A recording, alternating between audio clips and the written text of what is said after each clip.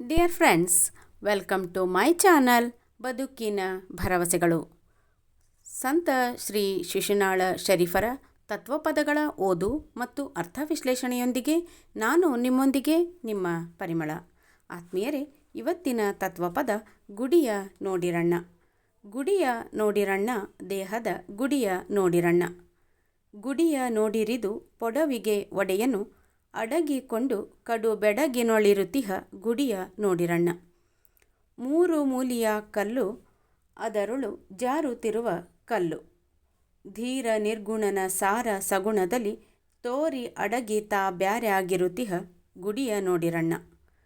ಆರು ಮೂರು ಕಟ್ಟಿ ಮೇಲಕ್ಕೆ ಏರಿದವನೇ ಗಟ್ಟಿ, ಭೇರಿ ಕಹಳಿ ಶಂಖ ಭಾರಿ ಸುನಾದದಿ ಮೀರಿದಾನಂದ ತೋರಿ ಹೊಳೆಯುತ್ತಿಹ ಗುಡಿಯ ನೋಡಿರಣ್ಣ. ಸಾಗುತಿಹವು ದಿವಸ ಬಹುದಿನ ಹೋಗಿ ಮಾಡಿ ಪಾಯಸ, ಯೋಗಿ ರಾಜ ಶಿಶುನಾಳಧೀಶ ತಾನಾಗಿ ಪರಾತ್ಪರ ಬಹುರೂಪನಿಹ ಗುಡಿಯ ನೋಡಿರಣ್ಣ. ಮನುಷ್ಯ ಜೀವನಕ್ಕೆ ಕವಿದ ಕತ್ತಲೆಯನ್ನು ಕಳೆಯುವ ತಾತ್ವಿಕ ಚಿಂತನೆ ಶರೀಫರ ತತ್ವಪದಗಳಲ್ಲಡಗಿದೆ. ಇವರು ನೀಡುವಂತಹ ಪ್ರಾಪಂಚಿಕ ಚಿತ್ರದ ಜೊತೆಗೆ ಪಾರಮಾರ್ಥಿಕ ಅರ್ಥವೂ ಕೂಡ ಈ ತತ್ವಪದಗಳಲ್ಲಿ ನೆಲೆಸಿರುತ್ತದೆ. ಪ್ರಾಪಂಚಿಕ ಚಿತ್ರಣಕ್ಕಿಂತ ಪಾರಮಾರ್ಥಿಕ ಚಿಂತನೆಯೇ ಇಲ್ಲಿ ಕಂಡುಬರುತ್ತದೆ. ಬಸವಣ್ಣನವರ ಸ್ಥಾವರ ಜಂಗಮ ಕಲ್ಪನೆಯಂತೆಯೇ ಇಲ್ಲಿ ಶರೀಫರು ಸಹ ದೇಹದ ಜೀವ ಚೈತನ್ಯ ತತ್ವವನ್ನು ಇದರಲ್ಲಿ ಬಣ್ಣಿಸಿದ್ದಾರೆ. ಮನುಷ್ಯ ದೇಹದಲ್ಲಿ ಸ್ಥಾವರ ಕಳಿವುಂಟು, ಜಂಗಮ ಕಳಿವಿಲ್ಲ ಅನ್ನುವಂತಹ ಬಸವಣ್ಣನವರ ವಚನ ಇದಕ್ಕೆ ಅನ್ವಯ ಅಂತ ಹೇಳ್ಬೋದು. ಜೊತೆಗೆ ಉಳ್ಳವರು ಶಿವಾಲಯವನ್ನು ಮಾಡುವ ಬಗೆಯನ್ನು ಕೂಡ ಇಲ್ಲಿ ಅಭಿವ್ಯಕ್ತಗೊಳಿಸಿದ್ದಾರೆ ಶರೀಫರು. ಬಸವಣ್ಣನವರು ಹೇಳೋ ಹಾಗೆ, ಎನ್ನ ಕಾಲೇ ಕಂಬ ದೇಹವೇ ದೇಗುಲ, ಶಿರವೇ ಹೊನ್ನ ಕಳಶವಯ್ಯ ಅಂತ ಏನು ದೇಹವನ್ನು ದೇಗುಲ ಅಂತ ಹೇಳಿದ್ರು, ಅದೇ ರೀತಿಯಾಗಿ ಶರೀಫರು ಕೂಡ ಈ ತತ್ವಪದದಲ್ಲಿ ಈ ದೇಹ ಅನ್ನುವುದು ಗುಡಿಯ ಇದ್ದ ಹಾಗೆ ಈ ದೇಹವೇ ದೇವಾಲಯ ಅಂತ ಹೇಳ್ತಾ ಇದ್ದಾರೆ.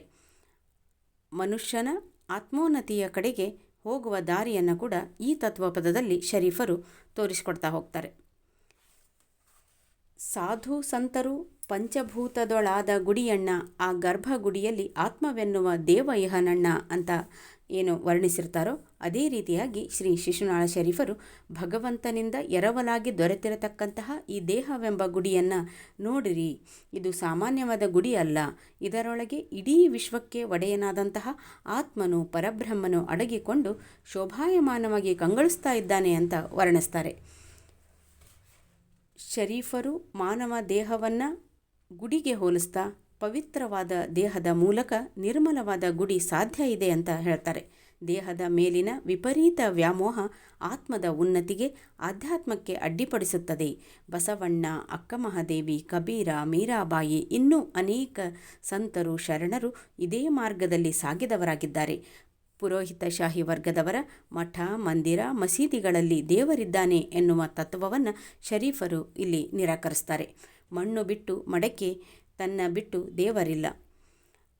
ಹಾಗೆ ಅದ್ವೈತ ತತ್ವವನ್ನು ಏನು ಬೋಧಿಸಿದ್ದಾರೆಯೋ ಅದೇ ರೀತಿಯಾಗಿ ದೇಹ ಮತ್ತು ಆತ್ಮಕ್ಕೆ ಗುರುವೇ ಮಾರ್ಗದರ್ಶಕ, ಶಿವಪಥವನರಿಯದೊಡೆ ಗುರುಪಥವೇ ಮೊದಲು ಅಂತ ಗುರುವಿನ ಮೂಲಕ ಜ್ಞಾನಿಯಾದ ಮನುಷ್ಯನಿಗೆ ಅಗ್ರಸ್ಥಾನವನ್ನು ನೀಡ್ತಾರೆ ಶರೀಫರು. ದೇವರ ದರ್ಶನ ಪಡೆಯಲು ಅಥವಾ ಆತ್ಮದರ್ಶನ ಪಡೆಯಲಿಕ್ಕೆ ಬಯಸಿದಂತಹ ಸಾಧಕನು ದೇಹ, ಮನಸ್ಸು ಮತ್ತು ವಾಕ್ಕು ಅನ್ನುವಂತಹ ತ್ರಿಕರಣ ಶುದ್ಧನಾಗಿರಬೇಕು. ಸತ್ವ, ತಮೋ, ರಜೋ ತ್ರಿಗುಣಗಳನ್ನು ಅಳಿಸಿ ಹಾಕಿರಬೇಕು. ಶ್ರೀ ಸಂತ ಶಿಶುನಾಳ ಶರೀಫರು ಈ ದೇಹ ಅನ್ನುವಂಥ ಡೊಳ್ಳು ತ್ರಿಗುಣಗಳ ಮೇಲೆ ನಿಂತಿದೆ.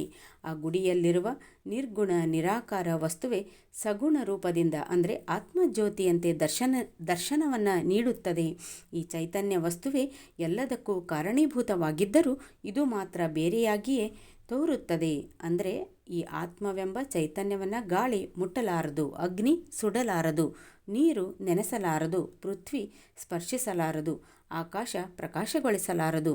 ಅಂದರೆ ಇದು ಬೇರೆಲ್ಲವುಗಳಿಗಿಂತಲೂ ಅಭೇದ್ಯವಾಗಿದೆ ಅಂತ ಇಲ್ಲಿ ಹೇಳ್ತಾರೆ. ಅಂದರೆ ಜೀವಾತ್ಮನಿಗೆ ತನ್ನ ದೇಹದ ಮೇಲೆ ಸಂಪೂರ್ಣ ಸ್ವಾತಂತ್ರ್ಯ ಇದ್ದರೂ ಕೂಡ ಪಂಚೇಂದ್ರಿಯಗಳು, ಕರ್ಮೇಂದ್ರಿಯಗಳು, ಅರಿಷಡ್ ವರ್ಗಗಳು ಬಲಿಷ್ಠ ಆಗಿರೋದ್ರಿಂದ ತನ್ನ ದೇಹವನ್ನು ಹಿಡಿತದಲ್ಲಿ ಇಟ್ಟುಕೊಳ್ಳಿಕ್ಕೆ ಅಸಾಧ್ಯ ಆಗಿರೋದ್ರಿಂದ ಈ ಅಸಾಧ್ಯವನ್ನು ಸಾಧ್ಯವನ್ನಾಗಿ ಮಾಡಿಕೊಂಡು ಪರಮಾತ್ಮನನ್ನು ಬಾಹ್ಯವಾಗಿ ಹುಡುಕದೆ ಅಂತರಂಗದಲ್ಲಿಯೇ ಕಾಣುವುದು ಶ್ರೇಷ್ಠ ಅಂತ ಹೇಳ್ತಾರೆ. ಅದಕ್ಕೆ ಉಪನಿಷತ್ತಿನಲ್ಲಿ ದೇಹೋ ದೇವಾಲಯ ಪ್ರೋಕ್ತ ಜೀವೋ ದೇವ ಸನಾತನ ಅಂತ ದೇಹ ದೇವಾಲಯ ಜೀವವನ್ನು ಕುರಿತು ಹೇಳಲಾಗಿದೆ. ದೇಹದ ನಶ್ವರತೆಯ ಬಗೆಗೆ ಸಂಪೂರ್ಣ ಅರಿವಿದ್ದಂತಹ ಶರೀಫರು ಅದೊಂದು ಸಾಧನವಾಗಿ ವೈವಿಧ್ಯಮಯವಾಗಿ ಬಣ್ಣಿಸುವ ರೀತಿ ಸೊಗಸಾಗಿದೆ. ಈ ದೇಹವನ್ನು ಸೋರುವ ಮನೆ, ತಂಬೂರಿ, ಮುದುಕಿ ಹಾಗೂ ಅದೇ ದೇಹವನ್ನು ಗುಡಿ, ದೇವಾಲಯ ಅಂತಲೂ ಶರೀಫರು ತಮ್ಮ ತತ್ವಪದಗಳಲ್ಲಿ ಕರೆದಿದ್ದಾರೆ. ಈ ಪರಬ್ರಹ್ಮ ವಸ್ತುವನ್ನು ಕಾಣಬಯಸುವಂಥವನು, ಅಂತಹ ಸಾಧಕನು ಪ್ರಾಣಾಯಾಮ ಕ್ರಿಯೆಯಿಂದ ರೇಚಕ, ಪೂರಕ, ಕುಂಭಕ ಅನ್ನುವಂತಹ ಕ್ರಿಯೆಗಳ ಮೂಲಕ ಮನಸ್ಸನ್ನು ನಿಗ್ರಹಿಸಿ ಇಂದ್ರಿಯಗಳ ಮೇಲೆ ಅರಿಷಡ್ ವರ್ಗಗಳು ಅಂದರೆ ಕಾಮ, ಕ್ರೋಧ, ಮೋಹ, ಮದ, ಮತ್ಸರ, ಲೋಭ ದಾಳಿ ಮಾಡದ ಹಾಗೆ ದಾಳಿ ಮಾಡಿದಾಗ ಕುಂಡಲಿನಿ ಶಕ್ತಿಯು ಮೂಲಾಧಾರ ಚಕ್ರದಿಂದ ಷಟ್ಚಕ್ರಗಳನ್ನು ಒಂದೊಂದಾಗಿ ಏರುತ್ತಾ ಹೋದಂತೆ ಅನಾಹತ ಚಕ್ರದ ಬಳಿ ಸಾಧಕನಿಗೆ ದಶನಾದಗಳು ಅಂದರೆ ಚಿಣಿ, ಚಿಣಿಚಿಣಿ, ಘಂಟೆ, ಶಂಖ, ವೀಣೆ, ತಾಳ, ವೇಣು, ಭೇರಿ, ಮೃದಂಗ, ಮೇಘ, ಘರ್ಜನೆ ಈ ಎಲ್ಲ ದಶನಾದಗಳು ಕೇಳಿಬರ್ತವೆ.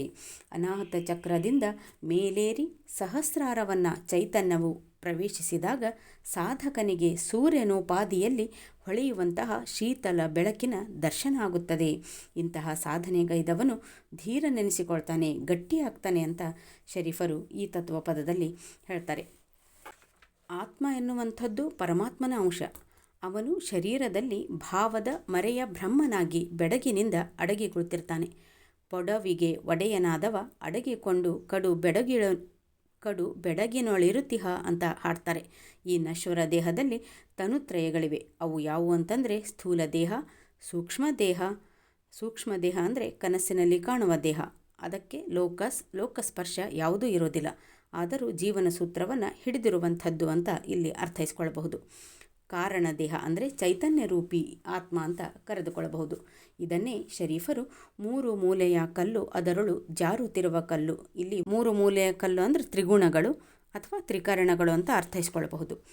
ಅದರಳು ಜಾರುತ್ತಿರುವ ಕಲ್ಲು ಅಂದರೆ ಅದು ಮನಸ್ಸು ಅಂತ ಇಲ್ಲಿ ಆ ತ್ರಿಕರಣಗಳನ್ನು 3 ಮೂಲೆಯ ಕಲ್ಲು ಅಂತಲೂ ಹಾಗೂ ಜಾರುತ್ತಿರುವ ಕಲ್ಲು ಅಂದರೆ ಮನಸ್ಸು ಅಂತಲೂ ನಾವಿಲ್ಲಿ ಗ್ರಹಿಸಿಕೊಳ್ಳಬಹುದು. ಈ 3 ಮೀರಿದವನು ಪರಮಾತ್ಮನಾಗ್ತಾನೆ. ಅವನು ನಿರ್ಗುಣ ನಿರಾಕಾರನಾಗಿ ಗೊತ್ತಿಲ್ಲದಂತೆ ಈ ಶರೀರದಲ್ಲಿ ನೆಲೆಸ್ತಾನೆ. ಅವನನ್ನು ಕಾಣಲು ಗುರುವಿನ ಮಾರ್ಗದರ್ಶನ ಅತೀ ಅವಶ್ಯಕ.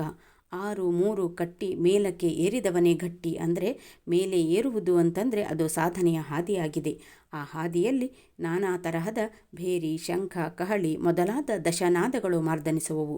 ಕೊನೆಗೆ ಕೋಟಿ ಸೂರ್ಯಪ್ರಭೆಯ ಬೆಳಕಿಗೆ ಸಮನಾದ ಪರಮಾತ್ಮನನ್ನ ಈ ದೇಹದ ಗುಡಿಯಲ್ಲಿ ಕಾಣಲು ಸಾಧ್ಯ ಇದೆ ಅಂತ ಶರೀಫರು ಈ ತತ್ವಪದದ ಮೂಲಕ ದೇಹನ ಗುಡಿ ಅಂತ ಕೊಂಡಾಡ್ತಾರೆ. ಮನುಷ್ಯ ಜೀವನಕ್ಕೆ ನಾನಾ ತರಹದ ಮೋಹ ಮಾಯೆಗಳು ಮುತ್ತಿ ಆತ ತನ್ನತನವನ್ನು ಕಳೆದುಕೊಳ್ತಾನೆ. ಪ್ರಾಪಂಚಿಕಕ್ಕೆ ಅಂಟಿಕೊಂಡು ದಿನಗಳನ್ನು ಉರುಳಿಸ್ತಾ ಇರ್ತಾನೆ. ಈ ಪ್ರಾಪಂಚಿಕದ ಪೊರೆ ಹರಿಯುವ ಶಕ್ತಿ ಅಂತಂದರೆ ಅದು ಗುರುದರ್ಶನವಾಗಿದೆ. ಗುರುವಿನ ಮಾರ್ಗದರ್ಶನದಿಂದಲೇ ಆತ ಬದುಕಿನ ನಿಲ್ದಾಣವನ್ನು ತಲುಪಬೇಕು. ಅಂದಾಗಲೇ ಮೋಕ್ಷವನ್ನು ಸಾಧಿಸಲಿಕ್ಕೆ ಸಾಧ್ಯ. ಅದೊಂದು ಸಂಭ್ರಮ ಅನ್ನೋದನ್ನು ಯೋಗಿ ರಾಜನಾದ ಶಿಶುನಾಳಧೀಶನೇ ಪರಾತ್ಪರ ಬ್ರಹ್ಮರೂಪವಾಗಿ ತೋರುವನು ಅಂತ ಶರೀಫರು ಕೊನೆಯ ಸಾಲಿನಲ್ಲಿ ಹಾಡ್ತಾರೆ. ಒಟ್ಟಾರೆಯಾಗಿ, ಓ ಮನುಷ್ಯನೇ, ನಿನ್ನ ಆಯಸ್ಸು ಕ್ಷಣ ಕ್ಷಣಕ್ಕೂ ಕ್ಷೀಣಿಸುತ್ತಿದೆ. ಕಳೆದು ಹೋದ ಕಾಲ ಮತ್ತೆಂದೂ ನಿನಗೆ ದೊರೆಯೋದಿಲ್ಲ.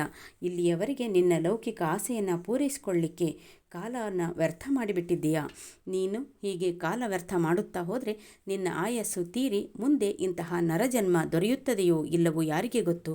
ಈಗಲೇ ಜಾಗೃತನಾಗಿ ಯೋಗ ಸಾಧನೆಯಿಂದ ದೇಹವೆಂಬ ಗುಡಿಯಲ್ಲಿರುವ ಶಿಶುನಾಳಧೀಶನನ್ನು ದರ್ಶನ ಮಾಡು. ಅರ್ಥಾತ್ ಆ ಪರಬ್ರಹ್ಮ ವಸ್ತುವೇ ಶಿಶುನಾಳಧೀಶನಾಗಿ ಗುಡಿಯಲ್ಲಿದೆ.